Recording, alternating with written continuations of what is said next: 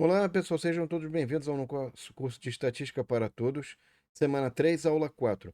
Essa aula vamos falar sobre medidas de tendência central de dados não agrupados, moda mediana, simetria e média também, como é que isso está tudo relacionado, tá? Então, a primeira coisa importante, pessoal, é a gente entender como é que a gente calcula a mediana, tá?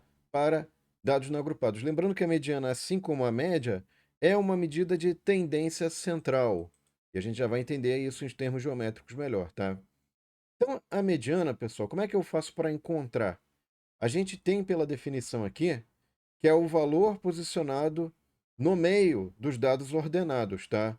Ou o n mais 1 sobre 2 ésimo termo de um conjunto de dados classificados em ordem crescente.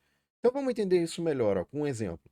Eu tenho aqui um conjunto de dados, coloco em ordem crescente e verifico que o elemento que está na posição 3 é o elemento que é a mediana. Por quê?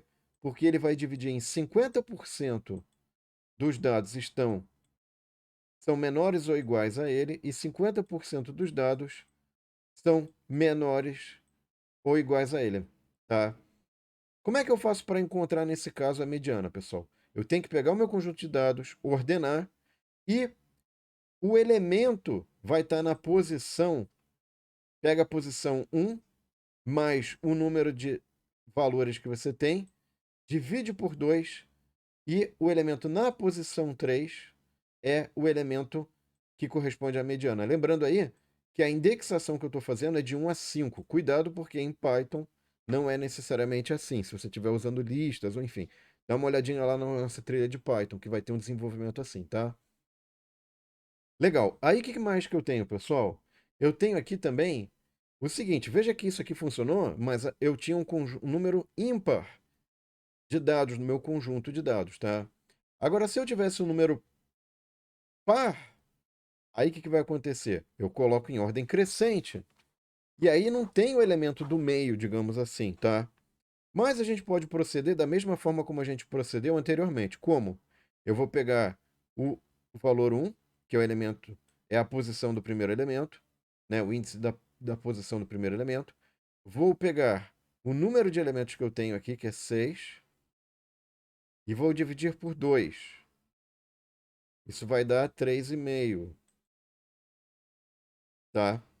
Aí você vem para cá e fala, bom, mas não tem elemento na posição 3,5.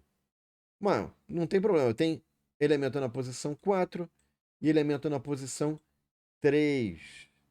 Ah, aí o que que você vai fazer? Você vai pegar o elemento na posição 3, o elemento na posição 4, dividir por 2, vai dar 9,5.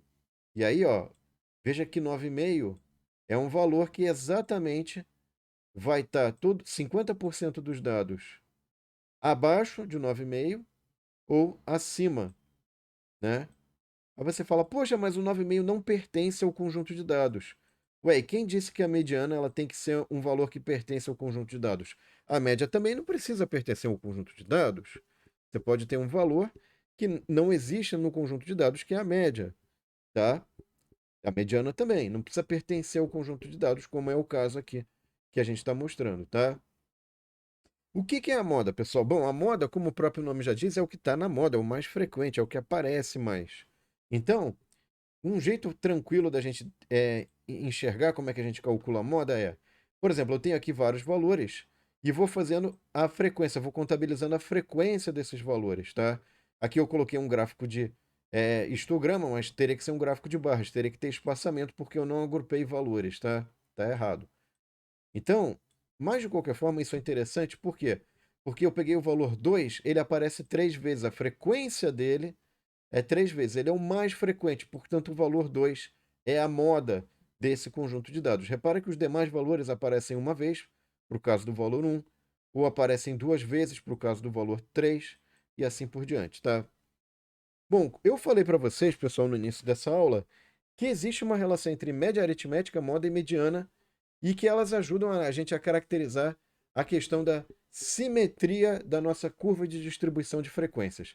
Então lembra lá que teve uma aula que a gente falou que a gente podia pegar esse gráfico de barras ou histograma e conectar os pontos médios das barrinhas, né? de modo a fazer um gráfico, uma linha, usando o gráfico de ogiva ali, para identificar se existe simetria ou não. Isso é interessante. E o que acontece é que quando você tem a média aritmética, a mediana e a moda iguais, você tem ali um eixo ali de simetria no qual coincidem esses três valores.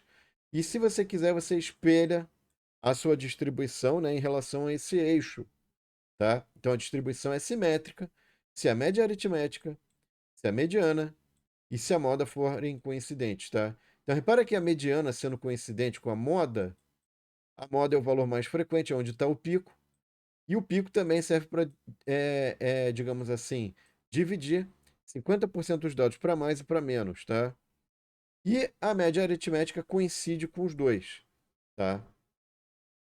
Já no caso em que eu tenho, por exemplo, valores extremos, né, muito grandes, valores grandes, extremos, outliers, eu vou ter a média puxada por esses outliers, tá?